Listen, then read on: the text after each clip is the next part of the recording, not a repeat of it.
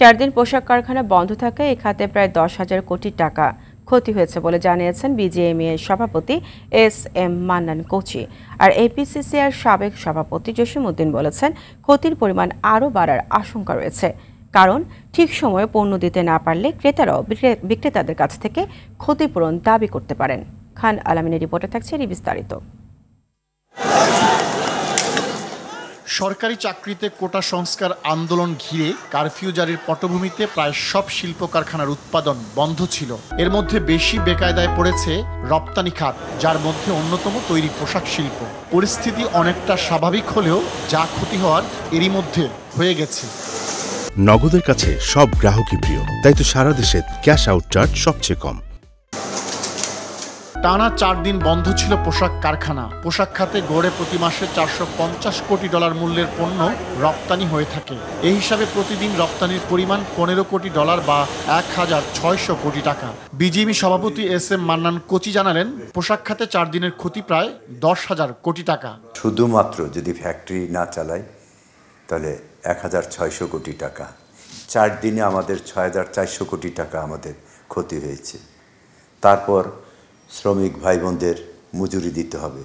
তারা 4 দিন তো যেহেতু কাজ হয়নি, তাতে করে আমাদের প্রায় 1,000 কোটি টাকা লোকসান হয়েছে। আমাদের যারা অ্যাসেসরিজ বিভিন্ন সুই সুতা বোতাম, তাদেরও বলতে গেলে প্রায় 2,500 কোটি টাকার মতো লোকসান হয়েছে। এমনইভাবে আমাদের সাথে সম্পৃক্ত পরিবহন থেকে শুরু করে আরও ব্যাংকিং খাত রয়েছে। ক্ষতির হিসেব কেবল এখানেই আটকে নেই। বিজিএমইর সভাপতির সাথে সুর মেলালেন এফবিসিসিআর সাবেক সভাপতি জসিমউদ্দিনও। বললেন, পরিস্থিতি স্বাভাবিক হলেও শিডিউল বিপর্যয়ের কারণে ক্রেতার হাতে সঠিক সময়ে পণ্য পৌঁছানো কঠিন হবে। ফলে রপ্তানি আদেশ বাতিল কিংবা ক্ষতিপূরণ দাবিও করতে পারে ক্রেতারা।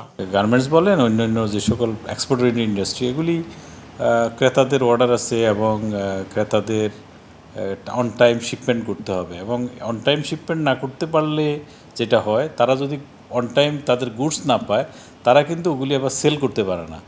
তাইলে যেটা হয়, অন টাইম শিপমেন্ট না করতে পারলে যদি তারা সেল না করতে পারে, সেল লস পর্যন্ত ক্লেম করে তারা। নগদের কাছে সব গ্রাহকই প্রিয়, তাই তো সারা দেশে ক্যাশ আউট চার্জ সবচেয়ে কম।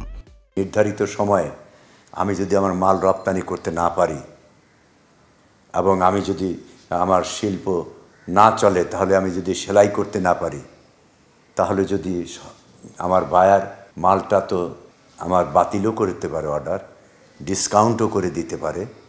এটা তাদের সেই ক্ষমতা রয়েছে। তাই আজকে বিশাল একটা অর্থনৈতিকভাবে চ্যালেঞ্জের মুখে আমরা সামনে পড়তে যাচ্ছি। এই ধাক্কা সামলে ওঠা পোশাক খাতের জন্য চ্যালেঞ্জিং মনে করে রপ্তানিকারকরা বলেন, সরকারকে এক্ষেত্রে সহযোগী ভূমিকা পালন করতে হবে।